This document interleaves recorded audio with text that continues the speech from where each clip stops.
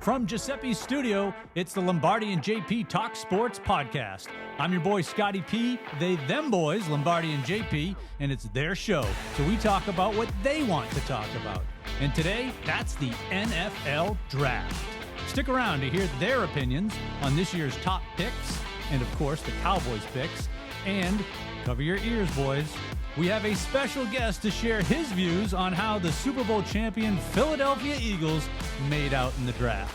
But we would be remiss if we didn't recognize the fact that New York and Boston are once again squaring off in our sports rivalry. This time it's the NBA playoffs. Celtics, Knicks, we have our picks.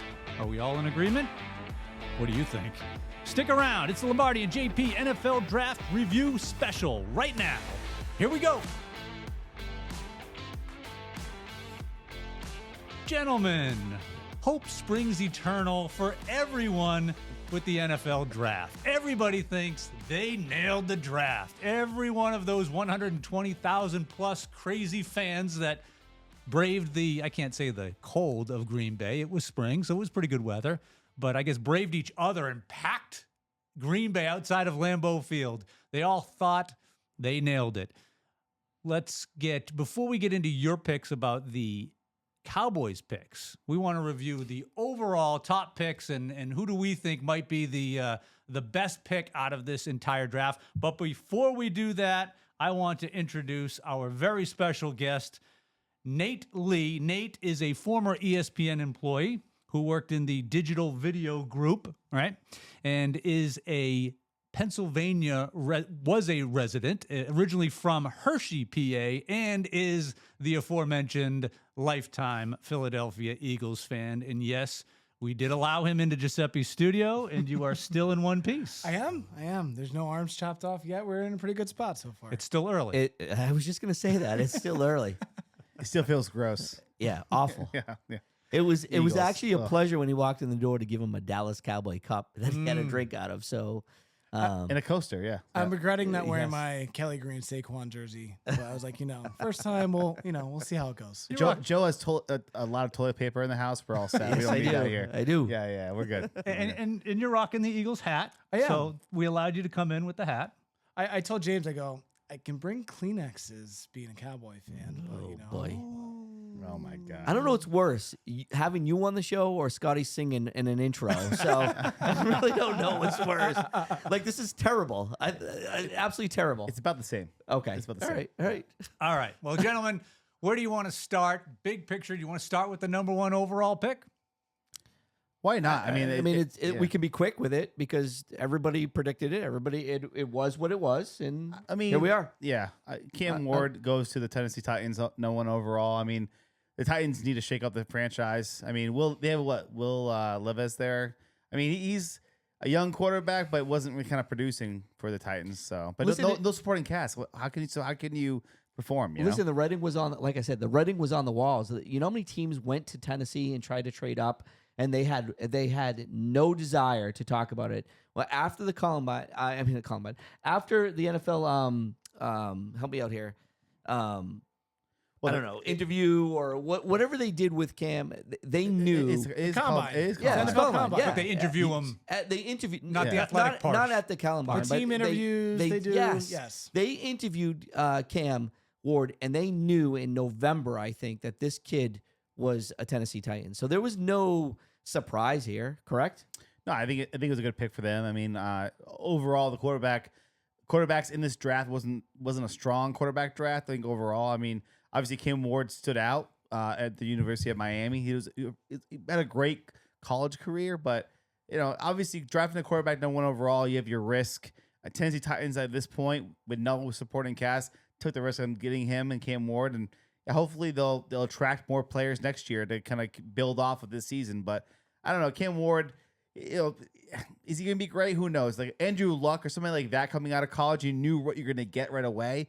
With Cam Ward, you kind of you don't really know. He looks solid, and I liked how him and Shedeur Sanders have all these draft videos of him them busting each other and stuff like that. So again, I like his personality. I think he's a really smart kid. University of Miami out of ACC. It's a good conference for college. I mean, he's not playing against bad teams, so hopefully he'll be all right for Tennessee. I got nothing to say about it. It's boring to me. Cam Ward was going to Tennessee. I just think he needs more weapons. I mean, it's the reason why Levitt didn't really have success. I mean, who do you have to throw to? They got rid of everybody. They got rid of everybody. Let alone, I mean, I got to look at their O-line picks, but who's saving him from getting sacked? I mean, if you don't fix your line, Right. you're not going to get anywhere. Look at what the Patriots did. And I was just going to say that, Yeah. and thanks for bringing that up, Nate, because you know what? The Patriots' first-round pick was the left tackle, Will Campbell. from Blindside, LSU, to make sure that May is going to be successful. So hats off to you, Nate, for bringing that up. I don't know, going from the college level to the NFL level, we've seen so many busts in the past years. So who knows what this kid is going to be with protection or without protection? Who knows what this kid is going to be? We all knew he was going number one, though, right? Right. Yeah. And then, obviously, what about like the Cleveland Browns, trading down, you know what I mean, and letting Jacksonville take the number 2 pick and take Travis Hunter. Hunter was obviously, out of Colorado, Deion Sanders' protege. He came from the Jackson State, school, and then they all moved to Colorado. And he 2-way player, plays cornerback, plays wide receiver. A lot of buzz around that name, Travis Hunter. So like the Cleveland Browns traded down for the first time ever. I feel like Cleveland's in a good deal. You know what I mean? Where they traded down, let the Jacksonville Jaguars take this guy on because again, undersized kind of guy, looks like Devontae Smith a little bit from the Eagles. Can his body take the NFL level play? We don't know. And so again, Jacksonville took the chance on him, giving Trevor Lawrence again kind of underperforming in his, from his number 1 draft overall pick, and give him another weapon for Jacksonville Jaguars. So what do you think, Joe? You think Hunter's gonna be a guy in the NFL you're gonna in 5 years from now going he's a MVP phenom, or is he gonna be a guy where he's too small and he can't handle the NFL workload? So the problem here is that people are confused, I think. Travis Hunter is the number 1 pick in the draft for mine. Really? Yep, and I'm going to tell you why. Not because he plays both sides of the ball, because in the NFL, he's not going to be able to do that. He's going to play a little bit both sides of the ball, but not like he did in college. He definitely is the real deal, and I honestly think Jacksonville lost their shirt on this trade. However, I do think Travis Hunter is going to be the real deal, and he is that athletic to play both sides of the ball, but he's not going to play 60 snaps on both sides of the ball. It's just impossible. Like NFL, college, NFL, 2 different ball games, and we've seen it. The kid's the real deal. He's going to play real well. I think you're going to see him play a lot more wide receiver than cornerback, and he's you're going to say, I don't know if he's going to be a stud the first year, but he's going to be the real deal. Your thoughts? That begs a question, though. Do you think we haven't seen it a ton in the NFL? Do you really think he's going to play both sides? A little bit. I think they're going to, I think that's what, know what, Nate? Jacksonville? Yes. I think I appreciate you bringing that up, Nate, but I honestly think the reason they lost their shirt by this trade and giving up all these draft picks is because they really believe that he's going to offer. They picked a guy that they think that is going to, they picked a 2-in-1. In other words, they got an offensive player and they got a defensive player. As to the amount of snaps, I'm not so sure that they got all of what they think they got. I just think you look at the lifespan of the NFL, average player is 2.5 years. Do you now risk that player, that top draft pick, to play both sides? That's a lot of money at stake. No doubt. And I do think you will see him on a handful of snaps, both sides, not to the degree, as I said, that we saw in college. Yeah, and I was going to ask you, I'm glad you brought that up, Joe, because I was going to say, if Tennessee did not need a quarterback, do you think Travis Hunter was going to go number 1? And you basically said yes. And I appreciate you bringing it up because I think he's the number 1 pick in the draft. I do too. Yeah, I do too. And Oh, I think no it's gonna kidding. be, No kidding. Yeah, I'm really excited to see how this plays out. I think it was universally known or agreed upon that he was or is the most athletic player in this draft. No doubt. And that's why Jacksonville gave up what they did to get him, because they felt that's where he fits and gives everything you said. Trevor Lawrence, the weapon, added weapons and things like that. Absolutely. I think he has probably the most potential, and that's the one I'm so excited to see how it does play out. But Awesome. But keep in mind, right? So Jacksonville Jaguars, I mean, they seem kind of far away from being a playoff contender right now. And the thing is, like with Hunter, they gave up 2 for first round picks. So they gave up obviously the first round this year and then next year as well. So I mean, it's like one of those things where Cleveland made out like a bandit, and they're gonna have a great. I feel like we're getting a little ahead, but Cleveland had a great draft this year, and then now they have 2 first rounders next year, and potentially being another top 10 pick. So I mean, Cleveland could be building on something on this based off that trade. But again, like then we can move on to from Hunter, right? Which is another Nate's guy from Pennsylvania. Whoa. Before we get there, I'm going to tell you, I will tell you, Cleveland will find a way to screw this up. I was going to say, oh my God. So go ahead. So listen. So I know your brother's a diehard Cleveland fan, and you have some loyalty. I know. And he's a nice kid, and we went to the Cleveland Browns, Dallas Cowboy opening game last year. But let me tell you, Cleveland will find a way to screw this up. At least they took they walk in the right direction now. Go on, Scotty. Well, did we want to say something before? What I did not, when I introduced you, I did not mention that you are a Penn State grad. Yes. Awesome. So before we get to the next player who was chosen 3rd overall out of Penn State, I just wanted to make sure there was nothing else related to Ward or Travis Hunter that we wanted to discuss. I think we covered it. I think we covered it. So let's go. Why don't we give our guest the honors, your honors. What do you think about the Giants in division rival picking up one of your guys out of Penn State? I just hope the Eagles don't find a way to steal him away after, during his prime. Stop me if you've heard the story before. Yeah. But no, I think it was a great pick by the Giants. I think they're covered right now with Neighbors on the offensive side. They picked up Jackson Dart on the offensive side. So, you got to focus on how great the NFC East is in terms of their offense. So you take a guy like Abdul Carter, who just killed it during his college year. And I think it's a great pick. I'm surprised that the Browns didn't take him, to be completely honest. It was a weird trade up to see him drop 1 pick. I think the kid's a stud. I think maybe the injuries, the talk of his leg, being a little out of it was maybe dropped him a pick. But I think he was a great pick for the Giants. It sucks. It sucks for Cowboys fans, right? Going against him every year, twice a year. You know what I mean? I wish the Browns took him. He's a dynamic edge rusher, period. That's the term that comes to mind is this kid is a dynamic edge rusher, and he's going to be very good. He's just going to be very good. Very impressive. I mean, obviously I'm a Cowboys fan, so I watched Parsons' podcast. Yep.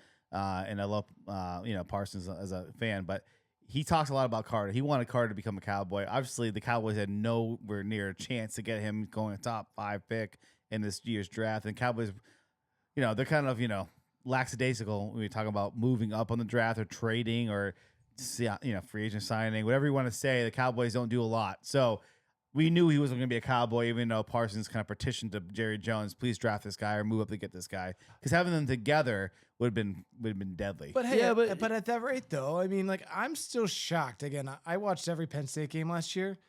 How did Tyler Warren drop so low? You would have thought he would have been taken higher. Listen, every time Penn State was in the red zone, there's a whole playoff game where a wide receiver didn't even get the ball because it was passed off to Tyler Warren. He can be a QB. He can run in the red zone.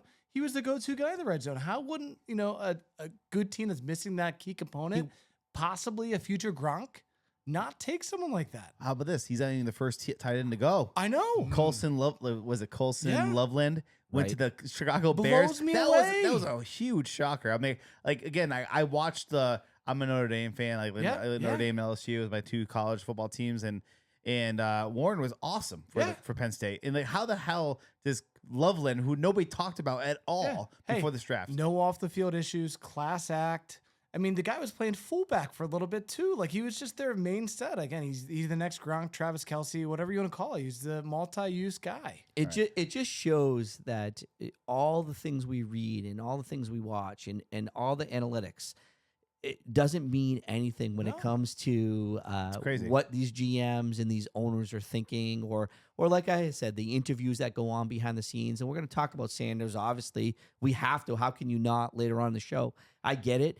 But but there are so many things going on behind the scenes that we don't know, and this is another perfect example as to how this kid. I mean, did he interview bad? Like, you know, what Correct. was it? So who knows? I think in the NFL draft, like just like anything in life, right? Like just like think about like the government with foreign policy. You don't want to give your cards out before you execute, right? So the NFL draft is kind of the same way. You want to hold your cards close, right, to your chest and go, all right, we want these guys, but we don't let everybody else know how good they are as well. You know what I mean? Like, so again, I like that. We all have the hype. You have the Mel Kipers, you have all the Todd McShays, all these guys talking about the draft and the guys they think are the best of the best of the best, but they're wrong a lot of times too. So it's one of those things where again, they are wrong. Like Mel Kiper, like I watched the thing on ESPN with like, you know, all his picks like Jimmy Clausen and all these other guys that were like complete busts. Jamarcus Russell. Oh my God. I was a huge LSU fan, and Russell gets picked first overall. He doesn't even last 3 years in the league. And he was saying how he's going to be the next John Elway and how they have the big arm and all these guys. So these guys aren't always right. Yeah, but here's what GMs you're are the ones missing. you- Here's what you're missing, I think. This isn't a right or wrong answer. Like, this is a team need.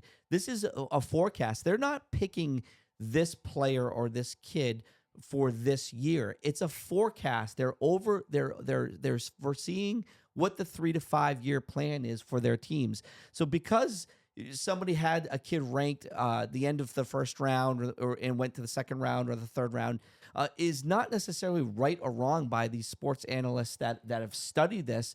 It's not a right or wrong answer. It's what's going to fit the team to make them better, not only for this year, but for the long run, I think. So I think but I disagree though. Like, I think that's what's so great about sports. Yeah. All right, so again, the Chicago Bears didn't need a tight end. They had Cole Kmet, but they took a tight end anyway and took a guy that nobody forecasted being that high up. And Warren was a better option at a tight end, and it took Loveland instead of Warren, even though they have a good tight end. Yeah, but in that's Chicago. fine. So That's fine. But the Dallas Cowboys didn't need a wide receiver, but CeeDee Lamb was on the board. We you do- don't pick CeeDee Lamb at the time or Trevon Diggs. Yeah, but Come on, man. But by the time, that's the best player available. So you take CeeDee Lamb. But again, like what I'm saying is the Chicago Bears in the first round took a guy that nobody talked about. So obviously they like this kid for some whatever reason, GM, for the combine, whatever it is, the interview process.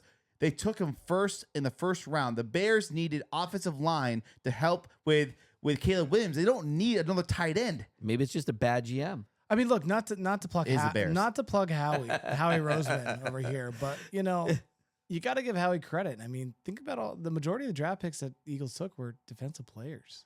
He's planning ahead. He knows Lane Johnson is probably retiring in a year or two. Plan for that. You know, You win on defense. yeah, You win on defense. All right, but the Eagles have an owner that isn't afraid to spend and to make the moves with Howie. So Yeah. did you watch the behind the scenes with this Oh, draft yeah, loved it. in last year Yeah. as well? I'm not an Eagles fan, but it was on ESPN. They showed like Howie talking to, was it Jeff whatever, or what's the guy's name who owns the Eagles? Jeff Lurie. Yeah, they were talking back and forth, and Howie goes, "No, we're gonna wait another round for this guy, whatever it is."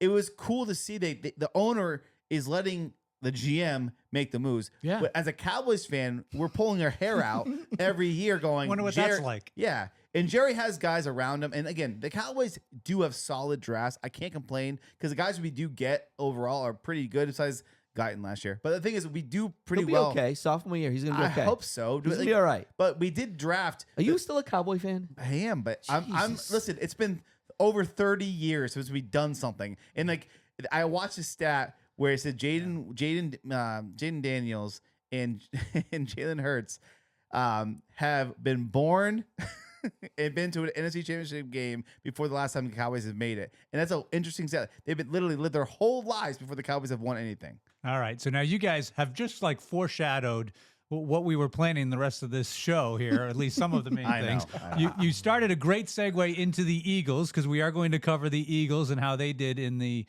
draft, and so we're going to go there next. But then you started to go off onto the Cowboys. Save that. We're going to come back to the Cowboys, and even though that was such a great segue, and then you ruined it because you went Cowboys instead of staying on the Eagles. So I'm actually not ruining the great segue that our guest Nate actually set up for us perfectly. It's just softball right for us. So before we leave, I would be remiss if I didn't say, you know, we talked the first 3 or so picks and then we scattered about the top 10, and you just mentioned it briefly, the Patriots 4th pick overall, picking the coverage for May's blind side, left side offensive tackle. Yeah, great pick. I think it's awesome. Great pick. Well, Scotty, you're a Patriot fan, so how do you feel? Yeah. Yeah, I was hoping that with the fourth pick, even though they actually messed it up by winning at the end of the regular season, and they settled for the fourth pick overall, they still got what they needed. So did you want Hunter over him? Yes. Yeesh. Yes. That would have been an interesting pick. I would love to have seen what they did, because you're damned if you do and you're damned if you don't, because Patriots Nation would have been next season as May is running for his life. Well, shame on you. You didn't draft an offensive lineman, or you did, but so far down and deep into the draft. So I wanted to see New England get Carter. I thought the Giants wouldn't take. I thought they were going to take like a quarterback, because obviously the quarterback's their major need, but Russell Wilson and Jameson Wilson and then Tommy DeVito as their quarterbacks. I thought all right, I'll hold up on that. I thought they're going to take Sanders or somebody, in the quarterback room, not take Carter. So then they took Carter. Obviously New England, took Campbell, which is a great pick. Like LSU guy, huge blindside guy. He's going to be awesome for New England. But made it easy for them because they didn't have to choose between the two. Yeah, it was an easy pick. And I'm going to tell you something right now. Like, everybody could, like, you New England fans all over Mac Jones. Mac Jones had nobody on that line to protect him. He ran around he was a chicken with his head cut off, and every New England fan was just so angry because that's what they were. They only knew how to win for 20 years with Tom Brady. They bring this kid in, Mac Jones. He had some talent, whatever, but he had no line. Now they finally got some smarts amongst themselves and said, hey, if we're going to do the same thing with this kid, May, we got to give him an opportunity to succeed. And the first thing you need to do is bring him somebody on the blind side, i.e., this kid will, and he's going to be good, and give May an opportunity to succeed. Yeah. All right. Great pick. Good. Great pick. Very good. Anybody else you want to discuss real quick in the top 10, let's say? Yeah, so Anton Gentry, like going to the Raiders. Thank you. Thank you. Yeah. He's going to be another fun one to watch. Yeah. Hunter and Gentry. Ashton is going to be. He looks awesome from Boise State. I mean, obviously a little undersized for a running back, but they compared him to Emmitt Smith on the draft, which I'm like, I would have loved that. Yeah, I didn't like that. I didn't like that at all. No? Why? No. You don't compare somebody to Emmitt Smith coming out of the draft. Come on, man. But they were doing that with other players as well. I don't like it. Don't compare Emmitt Smith, not Joe. other players. Come on. Do not compare Gentry. The kid didn't even have a helmet yet, and he's Emmitt Smith. Come on. You're out of your mind. All they're doing is trying to compare you what kind of player type they are, but it's all good. Whatever. Yeah. Awful. Yeah, but I mean, they did that with some other another player, and I can't think of it off the top of my head. I don't know, Nate, if you remember off the top of your head. It was a quarterback I think they were comparing, and again, it was comparing it to like a Hall of Famer, and going, geez, the kid hasn't even graduated yet, or he hasn't even put on an NFL helmet. I'm more frustrated by Zamir White not doing anything from 2 years ago. He's still sitting in their backfield, and he couldn't even beat out Abdul Carter for running. I mean, just from a fantasy perspective, it was a rough pick for me. So the fact that he took Gianti, I hope he does something for the Raiders and not get stuck in it. Yeah. Nate, I'm going to throw this at you because you will appreciate this. Gianti, right? We're all talking about, oh my God, he's the guy. Yeah. He's the guy. Here's the deal. Is he really going to be the guy, or is he going to be allowed to be the guy? Because we're going to take a guy by the name of Saquon Barkley, who you know very well, right? He did nothing with the Giants. No. Guess why? Because he wasn't a bad player. They had nobody in the front of him to help. He goes to the Eagles. He looks like he's a MVP caliber player. But is this the same thing with the Raiders? But guess what? Hey, look at the Eagles line. Tell me they're not all studs. I'm not knocking that. That's what I'm saying about That's my point. Yeah. Is the Raiders willing to spend the money up front to make this kid good? Because the Giants weren't. No. And Saquon Barkley showed what he really had when he went to the Super Bowl. But you could tell what was there with Saquon. What's funny about Gentry about spending the money in the Raiders? They gave him $30 million guaranteed the day after the draft. So I mean, not to backtrack here, but hey, imagine taking a Mac Jones and putting him on another NFL team. Do you think he would have had more success though? Like, put it behind a legit offensive line and someone he had to throw to. Nate, now, imagine him going to the Green Bay Packers. Nate, they screwed with that kid from day one. Matt Patricia became his offensive line coach in the NFL. Are you kidding me? But that's his point. He's saying that's what's his point. That's why I'm telling you. Would he be as good though? I don't know, but the kid never had a chance. The kid never had a chance in New England. But I think we've talked about this in previous shows. I think he would have had a chance. Yeah. But then I saw decisions and passes that he made that had nothing to do with the offensive coordinator, the scheme. He just made bad passes. And this was after 2 years. I was Lombardi. I was saying that for 2 years. This kid has gotten the short straw. And then year 3, I saw more things that I said, nope. I don't think he would have made it. So my opinion is there's factors, I don't think he would have. There's factors, fair though, enough. about that, though. There's factors because after a couple of years, they had film on the guy. So they know his tendencies, about all that stuff like that. Fair. Development, yeah, I'll give it to him. Like, he had 3 different offensive coordinators in 3 years. That doesn't help as a quarterback, but he had a chance to go to Jacksonville when Trevor Lawrence got hurt. He's out for a majority of the year. It was his chance to take the reins from the Jacksonville Jaguars with weapons, per se. Yeah. And Ding, ding, ding, ding. and he did not do anything with it. So to me, Mac Jones, the story's over. The guy is going to be a backup quarterback. It is what it is. Yeah. Drake May, they hit the same offensive line Mac Jones had and showed better glimpses of being good. Saquon glimpses right on the Right. Giants. Same So- thing. Drake May So I versus think, Mac. and this is why Bob Kraft and his team and the new coach and everything else, they're gonna get guys around Mac Jones and make him better. And guess what? They went first round, drafted a offensive line. I was Right. talking to one of Only my gonna help. buddies, diehard Patriots fans. He goes, "Oh, we drafted a lineman." I go, "That's what you guys needed. Exactly. It's exactly what you guys needed. You got to Exactly. invest in the line before you invest in your weapons, or your weapons can't do anything with them." Starts in the trenches. We've talked about that as well. Absolutely. Starts in the trenches. All right, so now let's talk about the Super Bowl champion Philadelphia Eagles, Nate, your team, and how well they performed. I think we're probably on the same page here of how well I think the Eagles did, and I don't know about Lombardi and JP, but here they are coming off of the Super Bowl victory, last pick in the first round, and knowing that they lost some key valuable players, particularly on the defensive end. They had a lot of, maybe not a lot, but they had players that were signed to like 1 year free agency, and they lost them. Yep. And it seems like they did a great job of backfilling. Well, I think you saw the writing on the wall, right? They didn't re-sign any of a lot of their secondary. They let a couple people go. You knew, as an Eagles fan, the drafts aren't always as eventful as they always are. You're like, all right, cool. We're going to get an offensive lineman. We're going to get a couple defensive people. Sure, now we need a QB, so we'll get the QB, but we'll wait. I think what they did was great. I think the funny, ironic thing was they traded with the Chiefs to pick up the linebacker from Alabama. Was that the second to last pick in the first Yes, round? they traded with the actually Chiefs that they traded won to go against up the one. Super Bowl with, right? Yeah, that so was the irony funny. is that was hilarious, but I love it. I mean, as an Eagles fan, Howie knows when to rebuild and he knows when to take the risk. And I thought overall, I looked at their drafts just today. I thought it was mostly defensive. They're rebuilding secondary. They're getting younger, which is always a good sign. So I thought it was a great move. I thought, it's probably a B+ and A- draft. I wish they would have taken Tyler Warren. I think he was maybe still on the board because he didn't get drafted till the second round. I would have loved to see that. No. But hey, they have Goddard. No, who's Tyler doing- Warren? He was Tyler taken Warren. by the Colts by like the First round, just a couple picks Oh, was after it? the tight end that we talked about. That Yeah, was Okay. picked before. Yeah. Okay. So my the Colts my made apologies. out. Yeah. So the Colts did a great pick, but overall, I think the Eagles did great. I think their picks were awesome, and I think it prepares them for the next couple years. I think you guys took 5 picks. The first 5 picks were all on the defensive end of defensive, the ball. yeah. I Yep. believe that was I think it wasn't until 5. the 6th or 7th. It was like offensive it was a tackle. ce- they no, took. it was a center from Boston College, I think. Yeah, you're right. Round 5. Drew Kendall on the 5th round pick. Finally, the Eagles went offensive and not a quote unquote sexy pick. It was a center from Boston College. Right. So 5 rounds, and I like that. I as much as I can't stand the Eagles, I mean that's where you're going to win on the defensive end of the ball. A lot of the times, I mean, you look at they like to look at small schools. Look at how many Philly kids they picked up from Nova, UPenn, like different schools where they picked up these running backs out of nowhere, or just they put in the right spots. I think I like the Boston College pickup. I'm sure he's a stud. You counting Boston College into the category of smaller schools?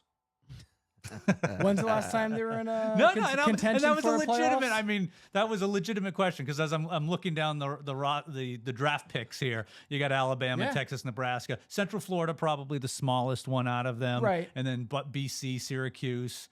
Yeah, because maybe everybody Virginia wants Tech. to hear let's call a spade a spade. SEC. And the SEC. Everybody I understand what he's saying. That Nate's saying if you're not SEC, if you're Or not Big Ten. Alabama, or LSU, or the Big Ten, or Says the Penn State guy.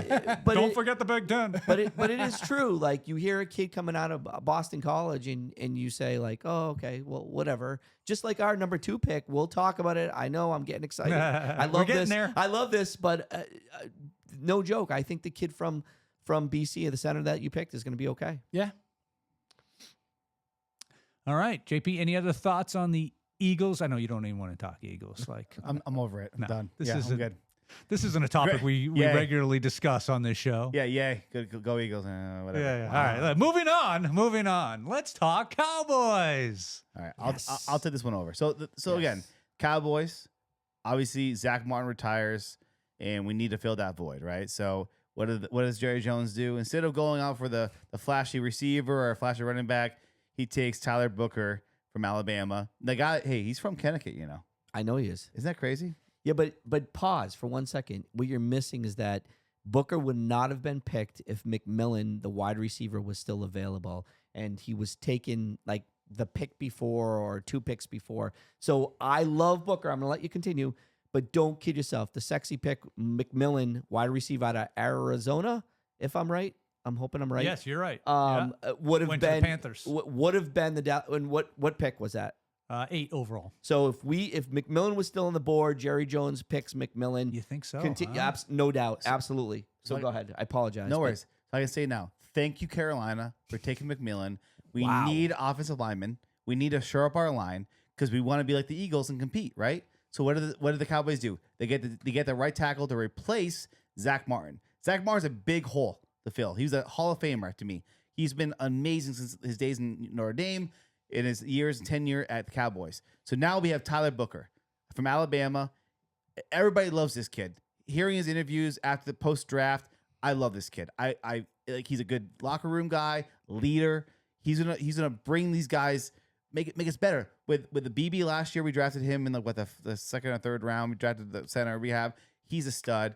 We have Tyler Smith, who's a stud. They say one of the best in the NFL. And then we have Booker, and we're gonna have Guyton. Guyton's a project. Hopefully, like you said, by his sophomore season, it will be better. But I love this pick. Again, Jerry Jones, say what you want.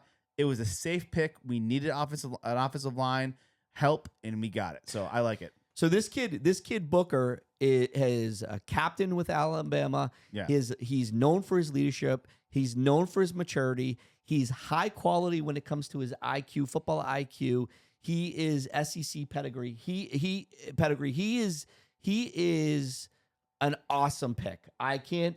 We always don't necessarily agree, but with this pick with McMullen, I wanted the wide receiver. I'm not going to lie to you. He went, but you are right. With these 3 guys, Tyler Smith, BB, and Booker up front, we are going to be able to push the offensive line for the first time in many, many, many years. I'm really looking forward to what Tyler Booker brings to that offensive line. And the tip I had of the Eagles fans is that hearing BB say, we might be able to do the tush push now. So, hey, Give it a shot. give it a shot. I It's think going it's to be great. canceled. I think it's a great pick, though. Like, I mean, I think the thing you worry about so much in Dallas is, whether, you call New York the media capital of the world, but when it comes to football, it's every day. Jerry Jones is on once a week. You need to find that first pick that's not going to make a big ruckus in the locker room. Get in there, do your job, and help us win. And I think it's a great pick. Yeah, absolutely.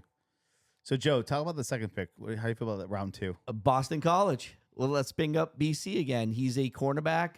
Donovan and Nope. he's not number 2. He's a defensive end. Yeah. He's a No. Oh, defensive end on the other side of Micah Parsons. Yeah. Micah Parsons. I'm sorry. I apologize. Donovan. Am I going to say his right name? Yeah. Ziruka. Oh, I think that's Azuruka. Yeah, I think Is it you're pretty right. good as Ziruka? Yeah. I don't know. I love this pick. I absolutely love this pick, and the reason I love this pick is for this reason.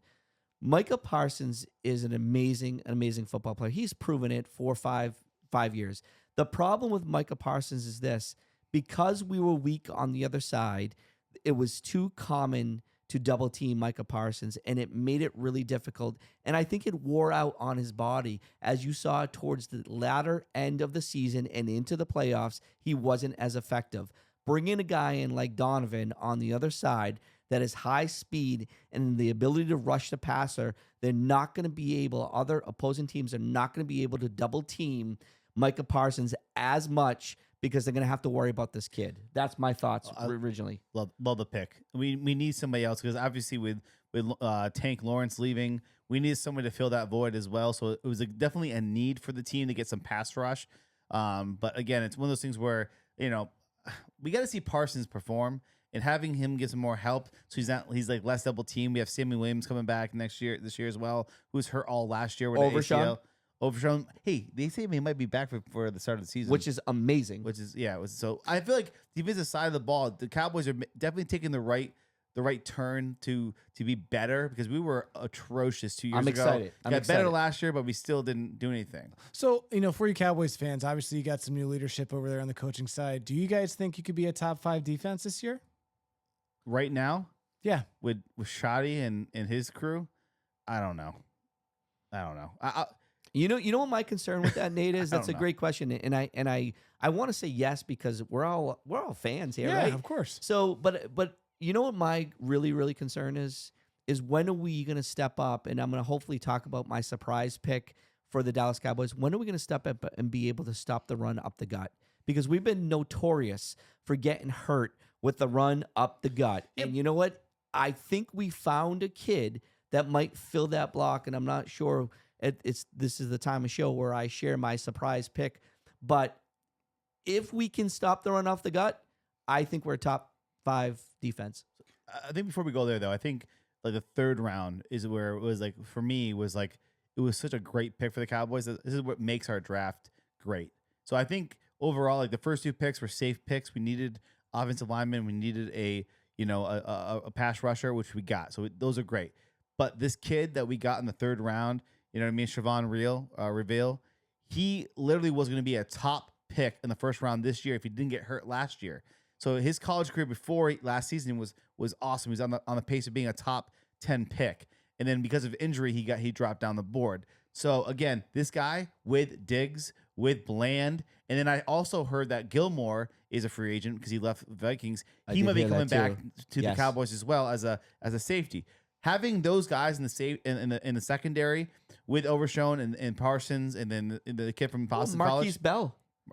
Let's not go crazy. Like, he's all right. I love the Bell. I know Bell. you love the kid. You know, but I do love Bell. He's nobody else knows who Bell is. From the Eagles fan, like this is your guys to do something, because you guys got to figure out what you're doing the next year, because Parsons it's close up to his contract. Parsons already year, up. right? He's gonna this is last year. So he's gonna be done this year. And do we franchise tag him? Does he stay? Who knows? We gotta keep Parsons on the team. I mean, or get a ransom for him with another team. I thought the Cowboys, what they could have done was got a crazy amount of trade for the guy. Like, his value is so high right now. Next year, it's Herschel Walker type deal. Do something like that. Yeah. What Jimmy Johnson did back in the day, like get everything you can for Parsons and rebuild this team. I mean, would you have taken someone like Myles Garrett, come down to Dallas for Micah, maybe a pick or 2? No. I like Ravel, and I like Ravel for this reason. Like JP just said, he was a late second round pick if he didn't have an ACL. It was an ACL injury, I think, that he was suffering from. But the reason I like this, and the reason why I believe he's going to succeed, is because the Dallas Cowboys had intel with him. The doctors for the Dallas Cowboys performed the surgery on him, and the Dallas Cowboys were involved with his medical history. So I think when the Dallas Cowboys consulted with the GM, there's no collusion, though. I mean, how does that happen? This is why we can say anything we want to say on our podcast, because we can. But my point is this: they have intel that this kid is going to be ready in July, and he's going to be just as strong. And I feel like this is a steal right now. End of first round, second round pick if this kid doesn't get hurt. Us being involved with his medical history and knowing that he's going to be strong in July, we're going to be good with this kid. This kid's going to be good. To me, that's one of the biggest steals of the draft, because getting him in the third round to fill that other cornerback need. We lost Jordan Lewis, which I'm not saying he was great, but we got this kid Elam from the Bills in a trade. We don't really have anything besides Diggs and Bland. Having Reveal is a huge upgrade. So I love the pick. Jaden Blue. I feel like, again, like watching him at Texas with Quinn Ewers and with Archie Manning, he played behind them. He's that long shot back. He's definitely got a lot of speed. So I like him. And then we also drafted a guy from Clemson as well for the power back. So having them behind Javonte Williams and Miles Sanders, I mean, our yeah, I hear you. The thing is, like, for me, it's like, again, we needed running back help. Jaden Blue could definitely help us in that running back committee. But again, like Miles Sanders, he's a bust. Right, Nate? Come on. Hey, you saw how we get rid of him. He didn't keep him, so obviously he didn't see potential there. So the Eagles sat on him, and they used him kind of. I wish they would have tried to use him more, but he didn't have the same capability as some of these bigger running backs to get through the line and actually do something. So the Carolina Panthers signed Sanders. Yeah, I saw right? that, yeah. And then Triple Hover took his spot, like nothing. No. And then now he's a Cowboy. Great. Devontae Williams, it's one of those things where, again, it's like I thought he had a lot of potential in Denver. I like Devontae Williams. He has some injury issues, and he lost his job too. So it's like, to me, it's like we got two guys that are technically backup running backs, right? We don't have a starter. So Jaden Blue can come in here and take that role if he wants to, because we lost Rico Dowdle. Dowdle went to Carolina. No offense, you Cowboy fans. You got to worry about staying young, not getting older. Like, I'm shocked you haven't found a way to get rid of Dak Prescott. Like, what are you guys doing? Oh, boy. That's another yeah, show. we don't have time to get into that. That's another show. I felt like when the Cowboys picked Booker, I felt like they were following, kind of like JP said, they were following a platform or a philosophy where we're going to be strong inside on the offensive line, because without that strength on the inside of his line, you're not going to run the ball. It doesn't matter who you have. Yep. And to find what what JP just said, to piggyback on that, to not have a running back and to put those three guys on the line, then you only completed half the job. And that's what I'm concerned about. You got to go out and find a running back. You got to go find out a bona fide RB1, and we don't have that. You think they're going to do that in free agency? You know what? Honestly, They didn't last year, by the way. I don't understand how we don't do anything of noteworthy in free agency. And if they're going to do something in free agency, we need an RB1 or we need a wide receiver 2. And we're very weak in both of those areas. In which we did not invest in free agency. And in the draft, we take a 5th round running back. He might not be a starter, right? So might not be. Yeah, but I think that's what's going to put you guys over the edge, right? Look how many big college schools are in Texas. Why can't you find that secret pick from maybe a D2 school that's going to freaking blow up? I don't know, because Jerry Jones is our GM.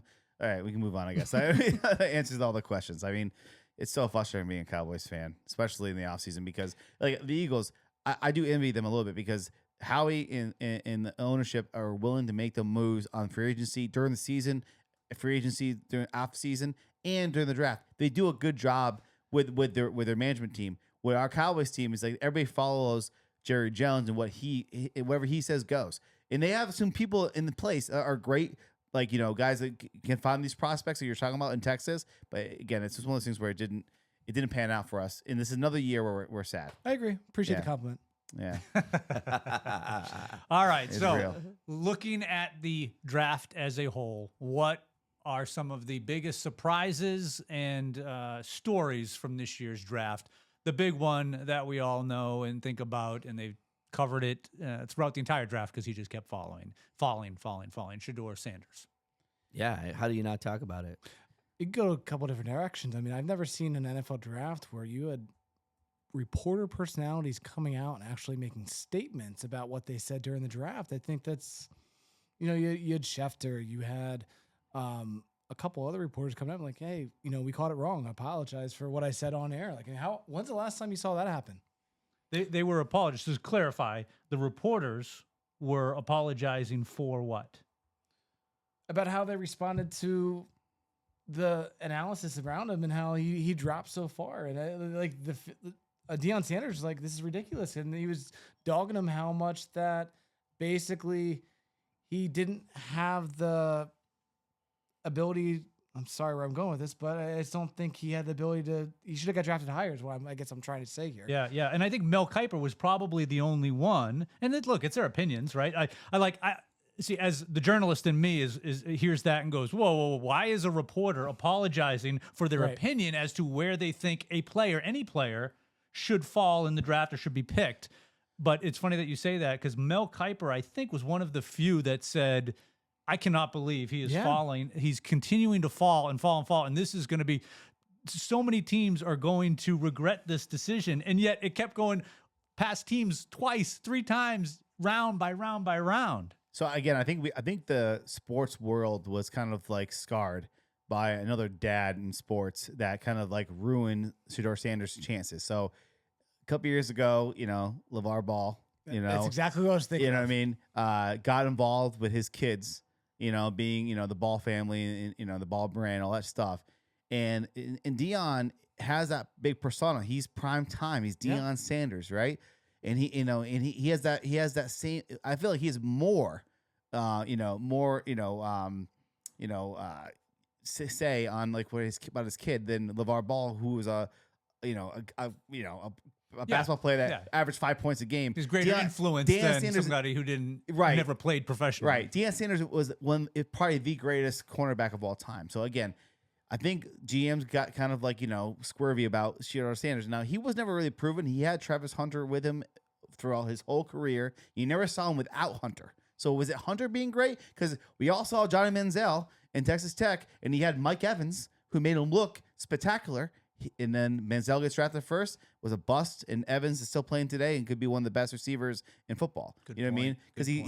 Because So all I'm saying is that we don't really know what you're going to get with Sanders. And taking that baggage with his dad, who could take your head coach's job next year if he doesn't perform.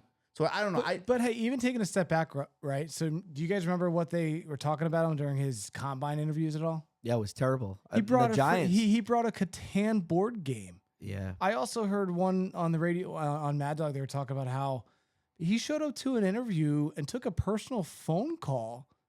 Didn't even just like say, "Hey, I got to go." He continued to talk. So yeah, all that very arrogant. All that swirling around these owners, and we all know how tight knit these NFL owners are. What are you gonna do, right? So where if you didn't hear that news, where would you have picked him? So there's a couple things that strike me about the Sanders thing. The first thing is this. Did anybody, and I hate to say this, did anybody want to deal with his father, Deion Sanders? We talked about this, right? Does anybody want that distraction in their organization with Deion Sanders being there? Number one, that was my first question. The second question is, this kid's so arrogant where, and correct me if I'm wrong, hopefully somebody here, one of you three can correct me, went to an interview, I think with the GM with the Giants, and the Giants said, they came out after the draft and said, this was one of the most pathetic, horrible interviews that we have done with a potential player. We don't want nothing to do with this guy. Yeah, and getting credit to what all you guys said. I don't know who said it on the show, but somebody said, listen, you don't think these GMs talk to each other?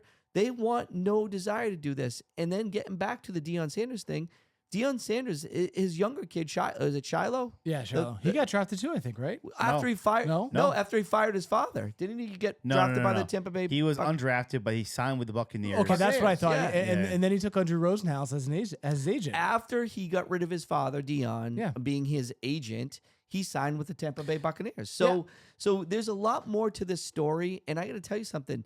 Sanders was the sixth quarterback. Eventually, that went. There was six. I think he was the sixth quarterback. Did Jackson Dart go before? Oh, of course. Yeah. I mean, fun fact. And the fact that the Browns draft wasn't the Browns. The Browns. No, it was the Browns. The Browns drafted quarterback. and then they drafted the second. They drafted him second. But Nate, let me finish my last point about this. No, I love this. The last point I want to make of this is that when they drafted Sanders, the Browns front office wasn't even like somebody. Please, if you were listening to this right now, if you need to find this clip, they actually. It was like it was forced on them. It was uncomfortable. The eye rolls. He's gonna come in and work the same way. It wasn't even. They weren't even happy. I couldn't believe what I was watching. It was almost like somebody said, "Hey, it's the fifth round. If you don't do this, we're gonna be negligent." Almost. All right. So Kevin Stefanski did come on and say that they don't time it right, and how like with the actual live footage isn't what it is when they draft. They did defend that because the GM and Kevin Stefanski for the Browns head coach did say that that's not true. They were excited to have Shedeur. Didn't look like it. If they were excited to have Shedeur Sanders, they would have drafted him before the other quarterback they took in the previous round. Which again, the Browns have a horrible quarterback room with Joe Flacco. They have Kenny Pickett, and now these two rookies. Don't forget that Deshaun. He's awesome. Yeah, they have him in the room. He's not playing. That worked out well. He's still in the room. Tell me how many high fives you saw after that pick. Yeah. All you saw was the awkwardness in the room. Roll of the eyes and awkwardness. Thank you, Nate. I'm just saying they had an interview saying that they disputed that, saying that it's not because it was timed so up right. they had to. It was so pathetic. Watch the interview. I mean, watch the draft pick in the interview. Yeah. It was awful. We'll do. Awful. Awesome. All right. Anything else There really is. What else was there besides the big story of Sanders? Just a quick note about the interview that Sanders had with the Giants and why he was, quote, pissed, was that, I guess, which typical, and I don't know this. This is what I'm reading, that it's typical for teams, and particularly the Giants, to give potential quarterbacks, an install set with a mock install with mistakes and things made on it. They told the prep, right? They told the prep, hey, and then he showed up and had no idea. He didn't prep at all for the interview, from what I recall. Yeah, and I don't know about the prep. But they expect you as a quarterback, okay, here's the mock playbook, go through it and find the errors and find the mistakes. Yeah. And he was, quote, pissed that they expected him to do that. Like, he felt like, I guess, he didn't have to do that. And then when they called him out on the errors, according to the New York Post article here, is that's when he got even more upset. So, sounds like something that didn't go very well, little entitlement type aspect to it. Of course. Like you said, guys, it goes around, that's going to get around the league. Of course. Yep. Okay. I feel, just to add something, I just feel like Dayball's he's done with the BS now. Like, he's ready to, like, hey, I want to have a winning team. We just got screwed last year. Nate, you know why? Because he's going to lose his job next year if he doesn't win. Yeah. That's why. And why would you put up with that, right? Right. If I'm going out, I'm going out my way and not dealing with some kid that's got entitlement issues. Right. All right. Well, that's our NFL draft discussion and most of our show, which was the draft review. Before we leave and we close our show today, as I said in the open, we do want to mention and preview our next show, in which we are going to dig into the old Boston-New York rivalry, reignited, but this time in the NBA. The Celtics and the Knicks meeting up in round 2 of the Eastern Conference playoffs. JP, we'll start with you. Who you got and why? I got the Knicks in 7. 7? I'm a diehard Knicks fan. I know. The Celtics are favored to win. I think it was like 68% on ESPN. So obviously we're not looking too favorable, but I think the physical play from Towns and Brunson, hopefully we can overcome that. The Boston Celtics depth. Lombardi? The Boston Celtics will win this in 5 games. They are way too strong. They are deep. They were strong. They, everyone wants to look at Tatum, and they want to look at Brown, and they want to look at Porzingis, but then you got White and you got Holiday coming out, and they're just, I'd love to see the Knicks give them a run for their money, but Brunson and Anunoby, they're just not, they don't have enough. Like, when you watch the Knicks beat the Pistons, pretty much Brunson put the Knicks on his back and got him into the second round. Everyone on the Celtics can do that. And Brunson is going to not be able to do that against a team like the Boston Celtics. Celtics win in 5. I strongly disagree, but go on. I think he can do it a game, maybe 2. Yeah. I don't think he's going to do it more than 1 game. I think the Knicks will win a game and Brunson will just go off. Of course. He'll carry it, but he can't do that for 4 games. And I question whether or not he can do it for 2. So the C's in 5. We share the same opinion. Oh boy, this could be the first time on the show. Hey Nate, I know you're a 76ers fan or something. Well, hey, I have a little, flashback. Let's flash back to the Lakers and Sixers, right? Remember when it was Iverson and he did the whole step over and everything? You talking about practice? Yeah. So he did the whole step over in game 1, killed Kobe that first game, and then the Lakers were like, oh really? Hold my beer, and then swept them for the final round. So I think the Celtics, as long as they can stay healthy and be smart, I think it's Celtics in 6. All right. Well, tune back in again after this one. We'll have some games under our belt, and we'll dissect the performance of those 2 teams, and we'll see how long it goes. All right, gentlemen, signing off here. What else? Anything else you'd like to say? Thank our fans, obviously, for listening. We want to thank our very special guest, Nate Lee. Thank you very much, sir. Even with the Philadelphia baggage that you bring, you probably have a ring there too, and some other things that you can flash in our face. Well, not the Cowboys, right? Because you guys have more rings than all the We have NFCs, 5. right? We have 5. Yeah. We're getting there. All I want to say is please subscribe to our channel. Please follow us on social media. We're on every single platform you can hear a podcast, so please give us a subscribe and a like button. Thank you. Awesome. All right. For Nate, I'm Scotty P, Lombardi, and JP signing off. Thanks. Come back and join us again soon.